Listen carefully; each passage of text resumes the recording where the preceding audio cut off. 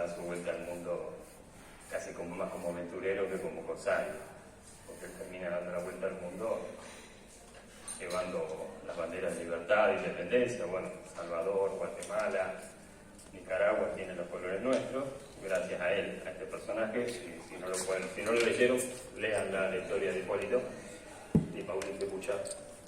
Y siempre soñando con eso. Acá estamos en el litoral con un río fantástico, 300 kilómetros, siempre digo. A todo el turista que viene y dice, pero acá pasan los barcos cargueros, digo, no, te hicieron 300 kilómetros para llegar hasta acá. Estamos muy adentro. No es que somos una ciudad marítima, es una ciudad sumamente fluvial. Y todo el tema de navegar en el mar, a los que somos de río hacia adentro, nos cuesta más.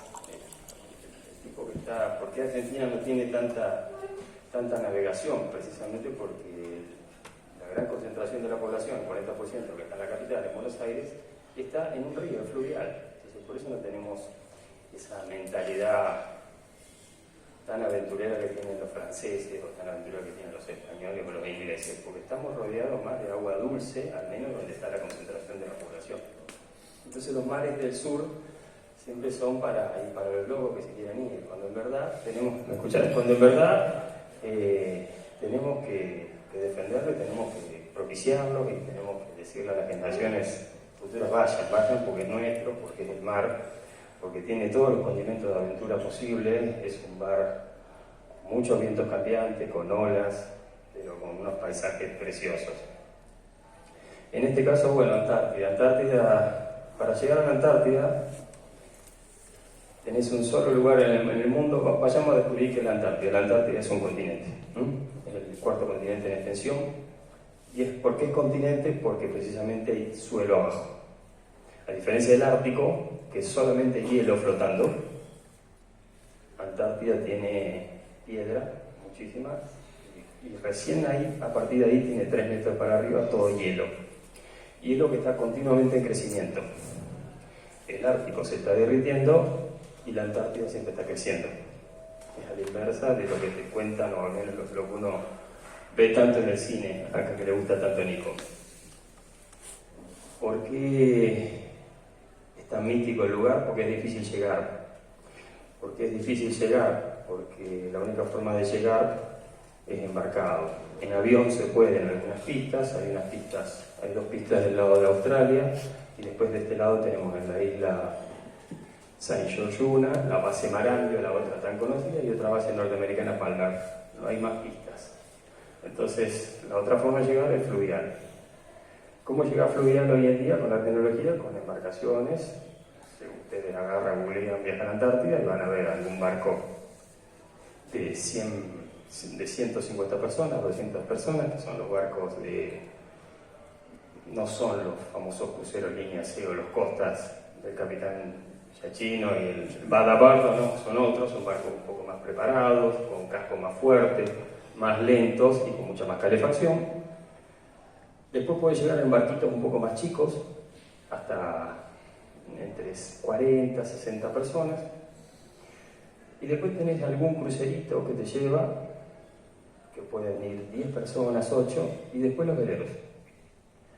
Ustedes me dicen cuál es la más linda, la más aventurera, esta, la del velero. Tenés el agua próxima, a nada, a 1 metro, va más despacio, pero es el desafío de uno también hacer el viaje. Esto es como ir en moto o ir a caballo a cruzar los Andes. Bueno, tiene todo el riesgo de lo que tiene una aventura.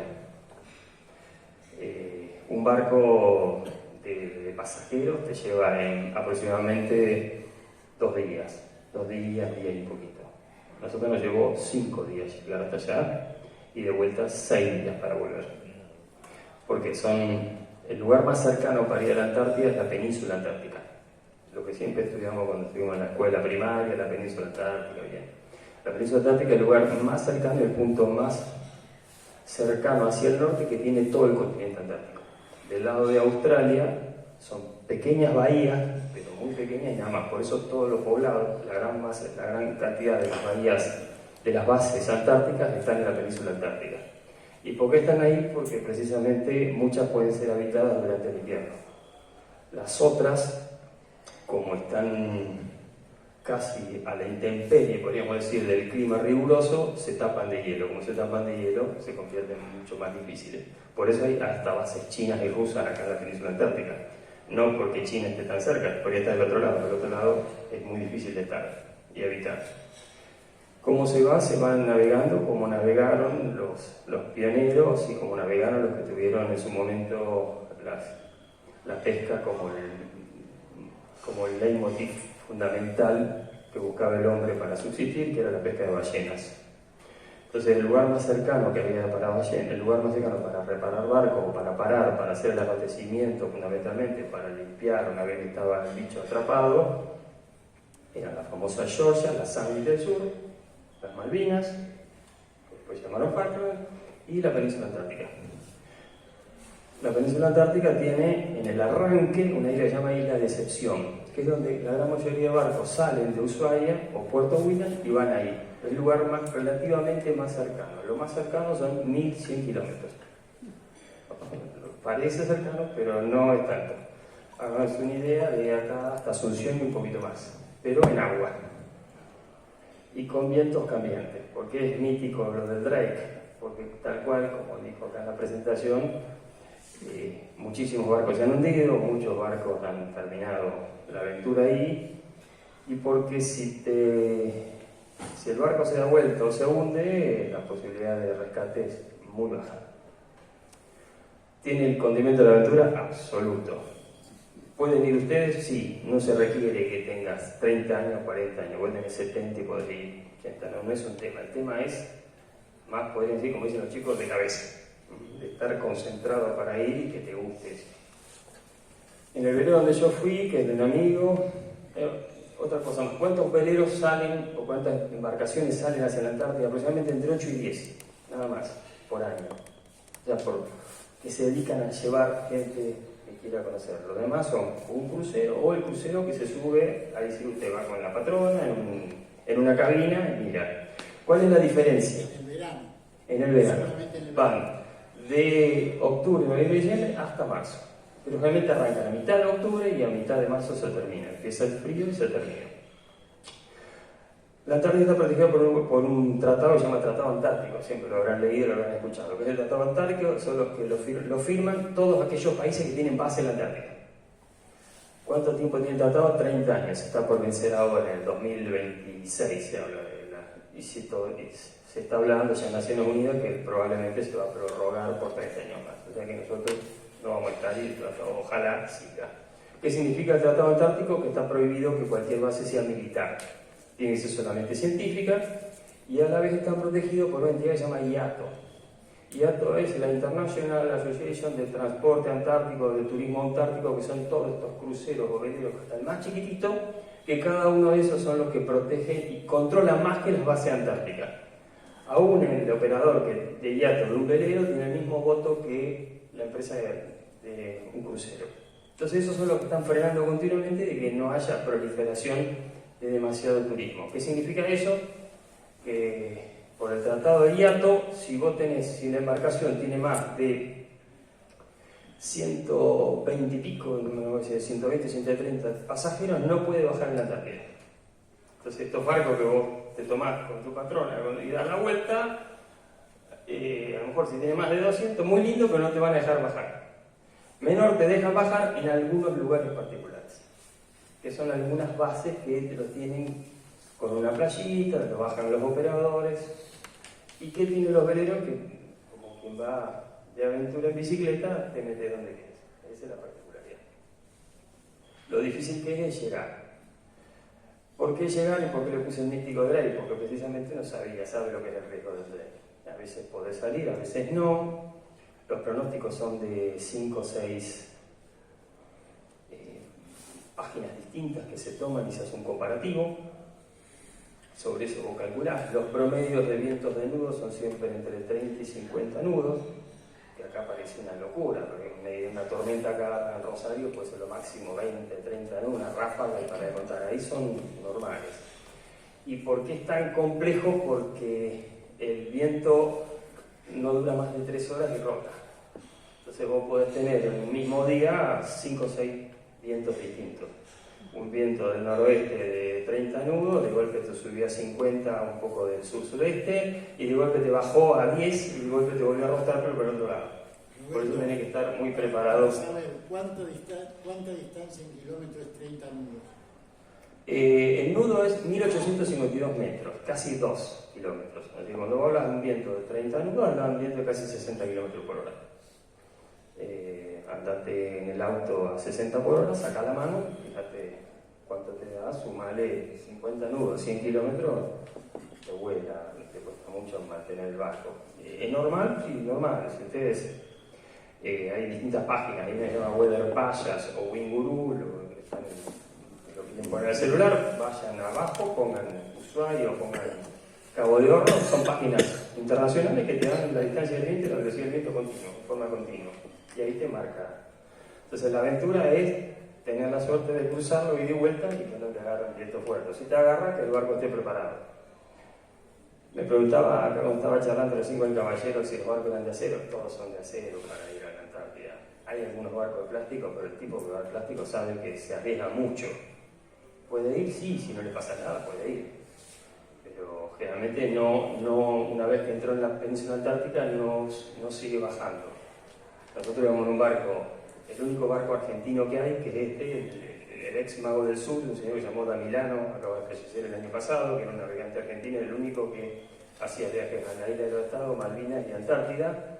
Ahora lo siguieron los sobrinos, Ezequiel Zamblar, que es un personaje argentino, aventurero. Habrán escuchado una vez las aventuras del Ipaqué, o lo habrán leído de algunos si les gusta leer la Weekend o alguna revista así de aventura. Este hombre con su familia son de Calafate, eran guías turísticos en el Perito Moreno, y a la vez este hombre muy aventurero, corredor, el integrante del equipo Yamaha de motocross. Un personaje de 1,90 y pico, un alto, la señora también muy alta, el hijo también. Y un día, preparando, él me contaba, haciendo las travesías para el Pre-Dakar, estaban haciendo las rutas del Pre-Dakar, iban con el equipo de moto haciendo el Pre-Dakar, tiene un accidente, se quiebra la pierna en dos, termina internado, vuelve y le dicen que ya correr no va a correr.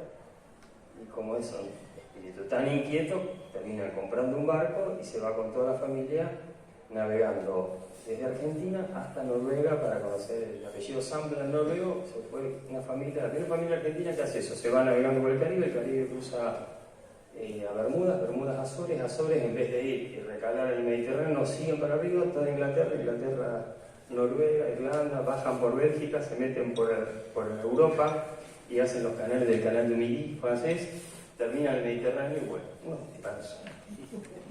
Entonces, ir con un capitán así es una garantía, porque uno se siente muy cómodo. Más allá de que, bueno, en esta vez, ellos hace ya 3 años que hacen estos viajes a la Antártida, generalmente llevan muchos extranjeros, porque un poco por el costo y un poco porque el argentino es como que prefiere o las costas, para la familia, Pinamar, etcétera, o mira para Uruguay, o mira para Brasil.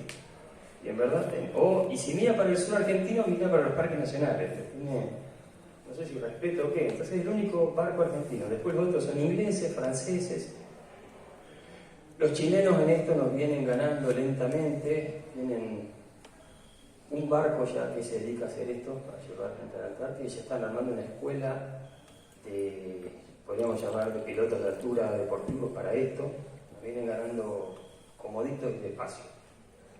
Bueno, se armó una tripulación argentina, por suerte, pero al menos éramos toda gente que nos gusta la náutica, la mayoría teníamos barcos de Buenos Aires y nuestro, y bueno, éramos 10. Así que hicimos la travesía, por suerte. Los vientos, si bien subieron a 25 30 nudos, el clima que tuvimos fue relativamente posible, y navegando a vela bien. Se va despacio porque es un velero, y son 1100 kilómetros, vuelvo a decir que es muy lejos, pero arribamos a la isla Melchior, no a la isla de Decepción, que es esta primera, que es una isla volcánica, que es la que a veces muchos recalan, sino terminamos en la Decepción, que es un poquito más adentro. Y de ahí, eso es en la isla Melchor está una base argentina. En este año, por el tema de la pandemia, no la habían habitado. Sí, siguiendo bajando, si vamos a la base chilena González Videla, que esa estaba también con personal solamente por los 6 meses. Hay muchas bases que están solamente por 6 meses. De ahí seguimos a la base Brown, siempre bajando por un canal que se llama Canal Lemer, que es muy, podríamos decir, muy encajonado, estamos hablando de muchos kilómetros, 4 kilómetros por un callejón y con muchas islas, pero como el viento es tan cambiante, los vientos te pegan de todos lados y ahí tienes la particularidad. Y bajamos hasta el paralelo 67, que es muchísimo, podríamos decir que estamos a 1200 kilómetros más o menos del polo sur, que es donde podés casi terminar de bajar con una embarcación deportiva. En la base ucraniana, otras particularidades que tiene la Antártida y la geopolítica. Los ucranianos tienen una base, ahora están en plena guerra con Rusia. La particularidad es que la base no la hicieron ellos. ¿Quién se la donó? Así les dejo la incógnita para la guerra rusa. ¿Quién se la donó? Los ingleses.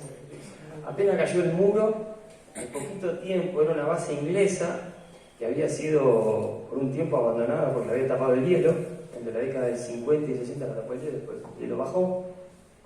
Volvieron a equiparla a ellos y cuando después que cae el muro, simbólicamente se la venden por 1 libra. Ahora estamos en pleno de conflicto Rusia-Ucrania y por ahí uno va entendiendo, si hay estos negocios allá abajo, por ahí entiendo la bronca de los rusos, ¿no? Entonces los ucranianos, estos que están en esa base, llevaban, ¿qué pasa? Uno podía hablar con ellos, pero no más de esta distancia porque no estaban vacunados. En febrero de este año estaban vacunados. ¿Por qué no estaban vacunados? Porque según parece, como los ucranianos no les mandan vacunas, los demás, nadie se quiere meter por la ruta del conflicto, llevan un año ahí, 60 tipos ahí, y nadie se acerca para hablar ni nadie les quiere llevar vacuna. Las cosas raras que tiene que uno ve en la Antártida, que le llama la atención. Respecto a la fauna, recién estábamos hablando, no hay pesca en la Antártida.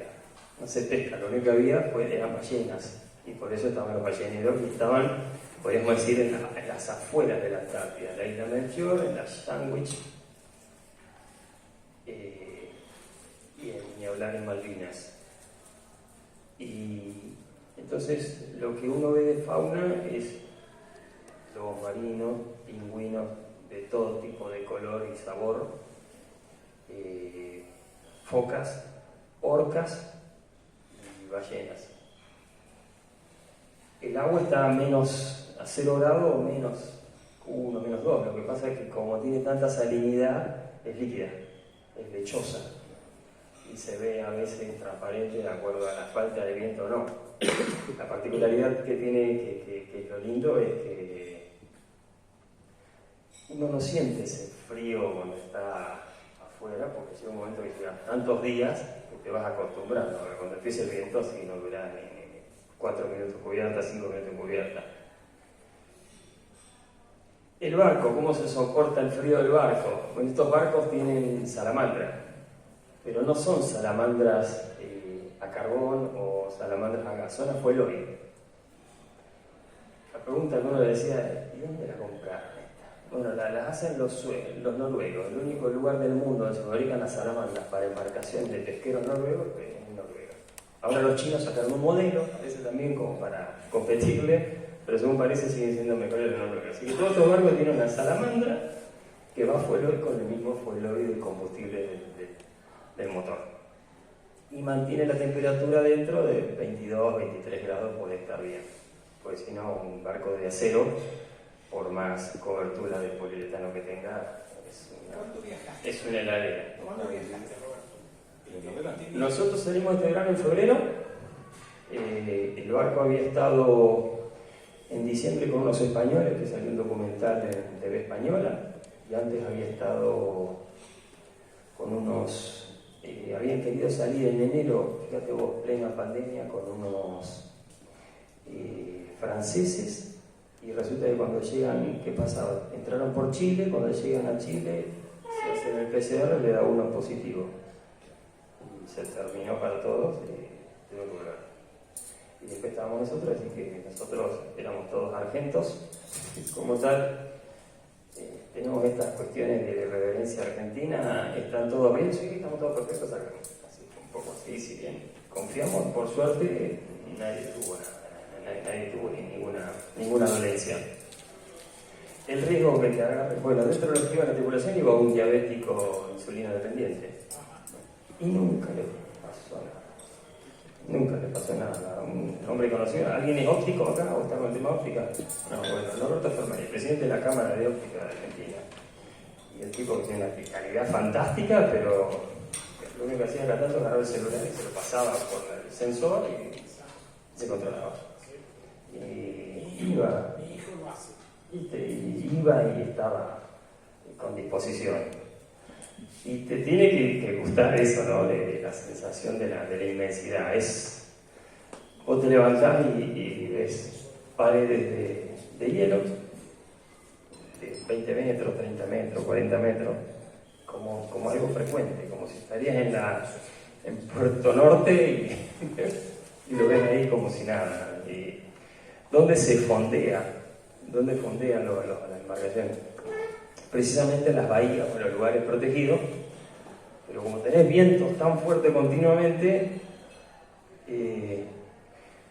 hablemos de embarcaciones proa a popa. Van a ver ustedes todos los barcos, los veleros que van a la Antártida tienen unos grandes tambores en proa y en popa, como si fueran pesqueros. Esos tambores se llevan muchos cabos, generalmente son 200 metros de calado para cada 4 tambores. Entonces, a donde se fondea, se tira el ancla, generalmente son anclas de cadena, llevan hasta 70, 80 metros, se tira a los 30, 40 metros, y después se sale con un gomón y hay que ir a una punta y otra, y se la ata en algún lugar, en piedra, donde sea, y se hace como si fueran 2 bigotes, de lado a lado. ¿Por qué eso? Porque cuando empieza a soplar, cada 2 o 3 horas te cambia el viento y te sopla, vos tenés que estar suficientemente agarrado para que el barco no vaya contra la piedra. Entonces, en un momento que uno se acostumbra y en cada lugar que va parando, nosotros tuvimos 12 días en la Antártida. Y en cada lugar que uno va parando, se acostumbra. Y después te queda con los guantes gastados, lógicamente, y te acostumbras a que la mano la tenga fría. El momento de peligro nos pasó 2 noches, el viento fuerte en medio de la noche, y se soltaron los cabos. Hubo que salir, todo lo que estábamos, a hacer maniobra. Unos con el gomón a ir buscando dónde volver a agarrar, el otro iluminando, y los otros recogiendo cabo helado, porque ahí ya está, no va a ser que el barco siga porque tiene que volver. No hay señal, así que perdés contacto del momento que salís, casi poquito antes de salir del canal de Triple, ya se pierde la señal, no hay señal. Podés llevar una radio LU, pero después celular no lo tenés. Y tiene lo fantástico que durante 20 y pico de días no te olvidás del aparatito. Entonces, como te olvidás del aparatito, la introspectiva es fantástica.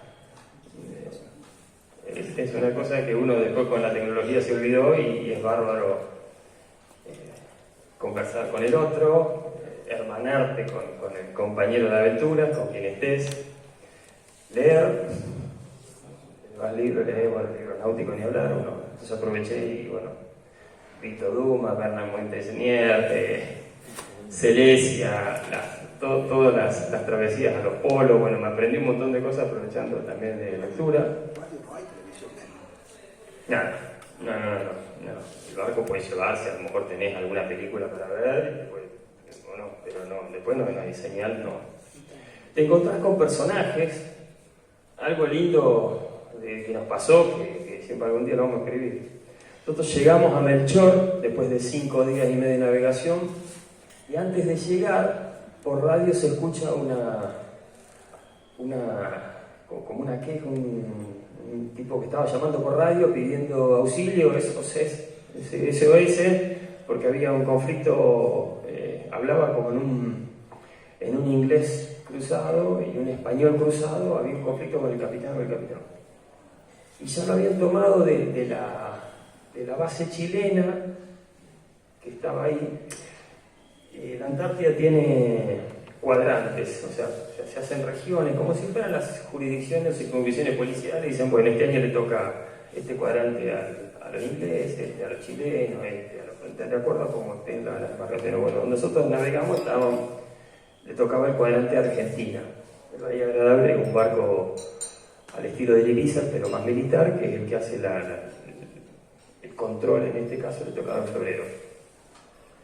Entonces nosotros llegamos, fondeamos, pero hacía nada, 20 minutos que habíamos terminado de hacer las maniobras de fondeo y aparece un velero francés, barco gris, todo medio raro, con 2 personajes a bordo. Uno de ellos dice, el capitán que hablaba en inglés, dice, no, pensé lo que debe haber algún problema, pensamos que había más gente y había algún motín, algo.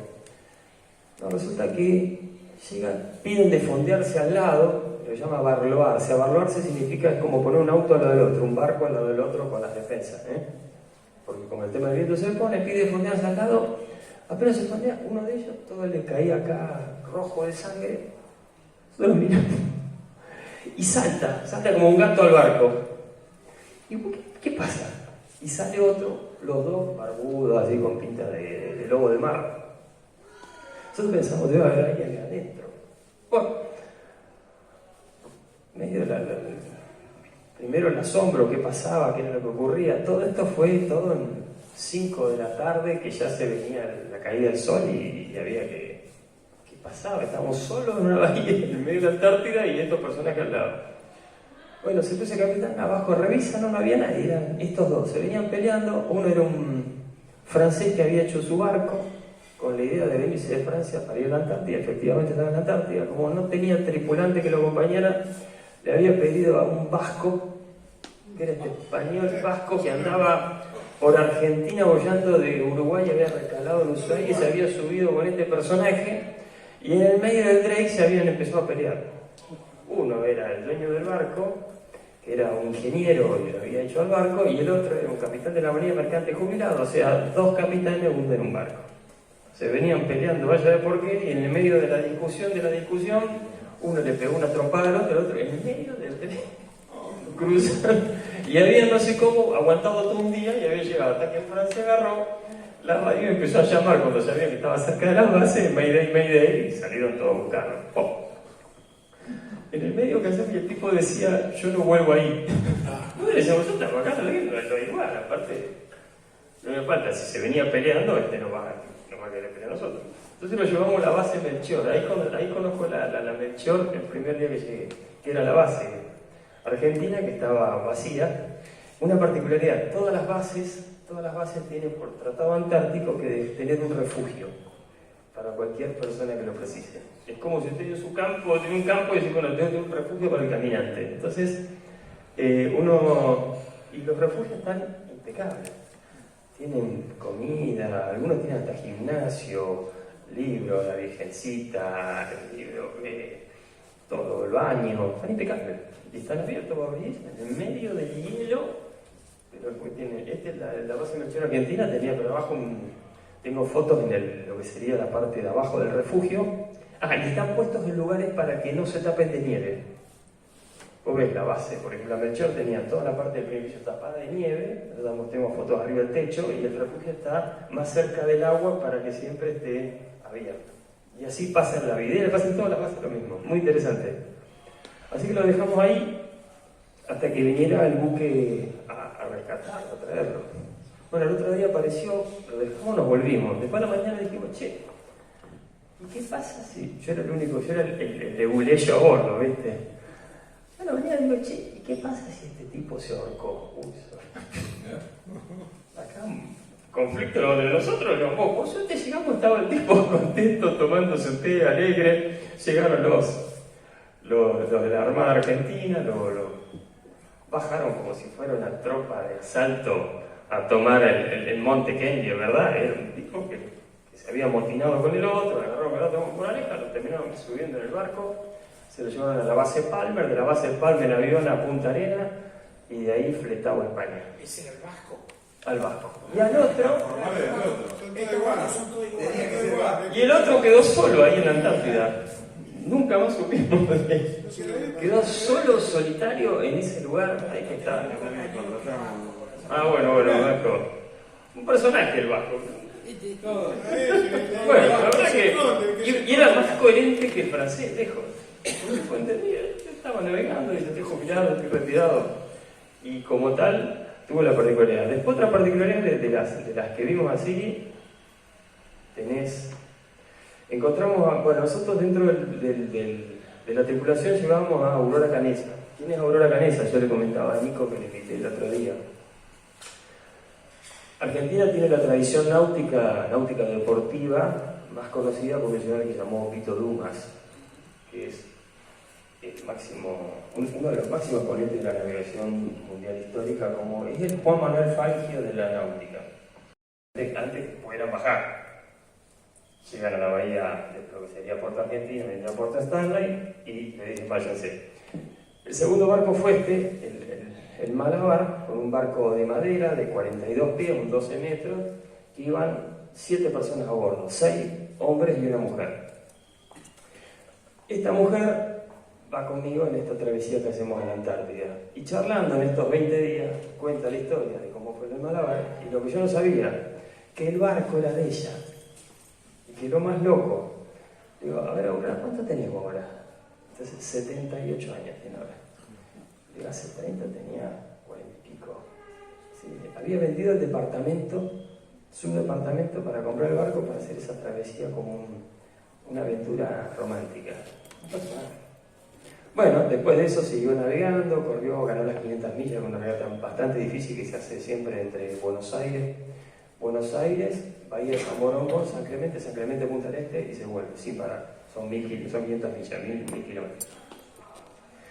Y a los 65 años, cuando se jubila, dice: yo me voy a comprar un barco, me voy a ir a Europa, pero quiero hacerlo solitario. Y se fue en solitario, y cruzó el Atlántico en solitario. Esa mujer todavía, bueno, tiene muchas ganas, mucha pila, volvió 10 años después, lo habrán leído el año pasado. Y bueno, el dueño del barco, cuando se entera que había vuelto y todo, es que le invita y ahí vamos nosotros. Y yo la conozco. Hay mucha tradición náutica y hay estos personajes que le gustan y también te inspiran a uno. Yo le decía, ¿qué conoce cuando hace este tipo de viajes? Ya termina, Nico, ya termina. ¿Qué conoce cuando hace este tipo de viajes? Que hay otro mundo más allá del mundo que uno conoce en su vida cotidiana, en lo urbano, podríamos decir, en la tradición, no sé si en la rutina. Pero uno puede salir de la rutina y eso es reconfortante para el alma. Uno lo puede hacer y al menos a mí me causa mucho placer ese tipo de aventuras. Quedan muchísimos lugares en el mundo por recorrer y los puede hacer. Y a veces a lo mejor puede salirse del estándar normal de ir a un hotel, de hacer una excursión y a lo mejor hacer algo así más aventurero.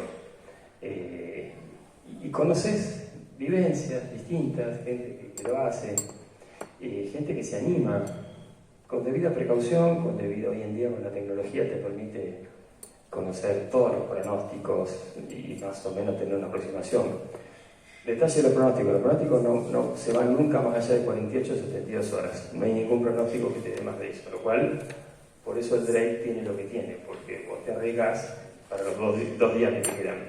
Entonces, la regla es la misma. Ya la vuelta, cuando la dimos de vuelta, ¿qué pasa? Estábamos allá, la idea era estar 8 o 9 días, y el pronóstico marcaba, único lo había visto en los dibujitos de la pantalla, alguna vez pusieron Winguru, la página Winguru, viste que te marca de colores amarillo, azul. Bueno, acá lo marcaba negro, era casi marrón, rojo, negro. O sea, marcó siempre vientos entre 60 y 70 nudos en el Drake. Entonces, lógicamente el capitán dijo, así nos cruzamos hasta que no baje. Así que por eso nos quedamos 4 días más. Para nosotros, bárbaro. O sea, la península antártica tiene muchos lugares de islas, si bien hay mucho viento, pero estás protegido por montañas. O sea, la Antártida tiene, los máximos montes son de 2000 metros, lo cual tiene mucha geografía que te protege, si bien está rodeado todo de hielo blanco. Si te agarra navegando un viento de esos, que arriesgas velas. Probablemente sonaste. Como 70, entre 60 y 70 nudos, casi. Y si la contás, depende depende de cómo te agarres, pero cómo te agarra el barco.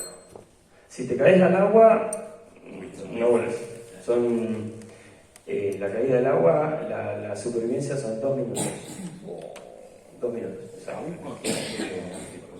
nada, 2 minutos. Dicho inclusive por el médico de la base chilena, la González Videla. Estaba ahí, le pregunté, digo, ¿cuánto tiempo? 1 minuto y medio, 2 minutos, nada más. No te agarra para eso. Lo que te agarra es parálisis muscular. O sea, nosotros hicimos la prueba, nos tiramos y salimos rápido. Nada, 5 segundos. Y haces cuenta que se te clavan agujas. O sea, se te paraliza el pulmón. Y con traje de neopreno tampoco. No, es que no puedes navegar con traje de neopreno. Ahí está el tema. Cuando vas en la cubierta necesitas esto, algo abrigado, para tener movilidad. Siempre cuando estás en cubierta en velero, siempre hace falta tu mano para algo. Y siempre sos necesario. Y si no sos necesario, necesitas para agarrarte.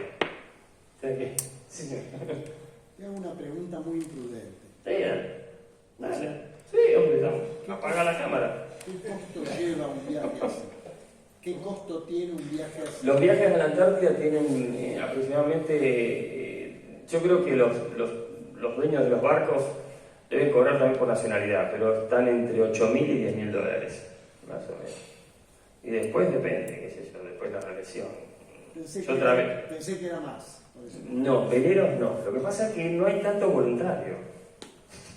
O sea, lo clásico es decir, vamos 3, 4 personas, 2, pareja, solo, en un buque de crucero. Pero la aventura es otra cosa, no tiene nada que ver con esto. Es un paseo. Y acá vas a trabajar de marinero. Vamos. Vas a trabajar de marinero. Sí, dale. Escúchame, la tripulación de cuántas personas, cuánto... Depende del barco. Claro, ¿y dónde se abastece? Depende del barco. Vos tenés, de lo que yo conocí, el Pelagic, el Spirit of Sydney y que era el Ipaqué, son barcos de 16, 18 metros, algunos un poquito más, 14 metros. O sea, 50 pies, 60 pies. ¿Dónde están? ¿En Buenos Aires? ¿Dónde? No. Ushuaia y Puerto Williams.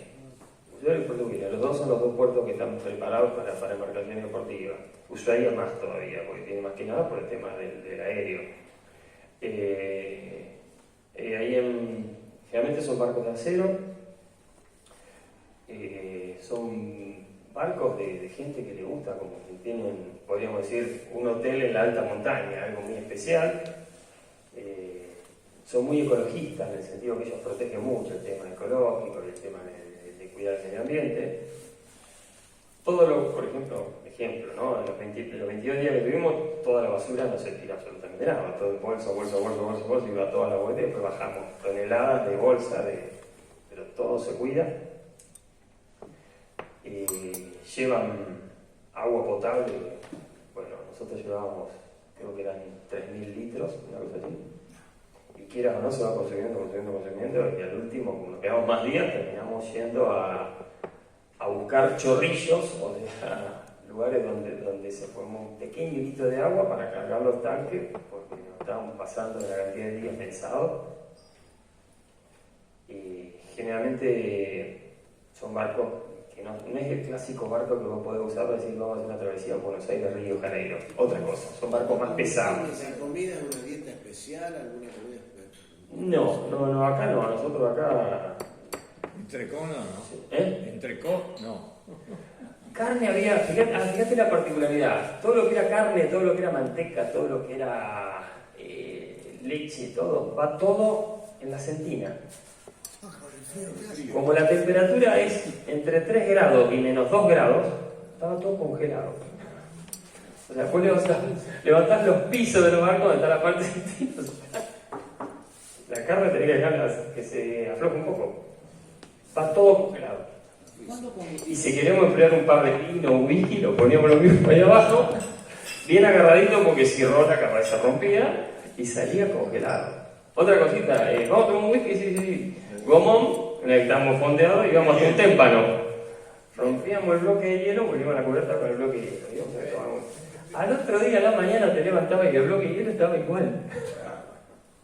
No se había derretido ni una gotita, estaba igual, porque la temperatura es 0 grados. ¿Y con los vientos mucho oleaje se produce. Adentro, en los canales internos, sí. Cuando haces travesías en los canales, sí. Sí. Tanto ahí, ya te digo, en todas las bases que fuimos, por Locroix y en otros lugares donde fuimos amarrando, sí. En el Drake, sí, tenés muchísimo oleaje. Porque el Drake, vos salís del Beagle, y el canal del Beagle está más o menos en profundidades de 30 a 40 metros, y baja, o sea, la cordillera de los Andes termina en Tierra del Fuego y vuelve a aparecer en la península antártica. Entonces baja de golpe de 30 a 40 metros a 500 metros. Y vos tenés ahí los dos océanos, Atlántico y Pacífico, corrientes cruzadas, y encima tenés una diferencia de altura. El océano Pacífico es 1 metro más alto que el Atlántico, en el mismo globo. Entonces, la corriente va hacia Malvinas, pero el viento generalmente no va de oeste a este, va de este a oeste o de noreste, y por eso se pica, siempre está picado. Bueno, en el interior del barco es un zarandeo permanente. Sí. Viví mareado. Pues yo digo que no es para cualquiera, pero estás acostumbrado, si estás acostumbrado, lo que no tenés que hacer es, cuando estás en una coctelera, es fijar la vista en un lugar. Tenés que procurar mantener siempre la cabeza alta y, de ser posible, mirar hacia las ventanas, donde veas el movimiento del mar. Entonces ahí vos necesitas mirar el horizonte y con eso no te mareas. Pero no es algo, es como andar en un caballo. Buena charla. ¿Qué autonomía tiene el barco andando motor? ¿Se lleva mucho combustible?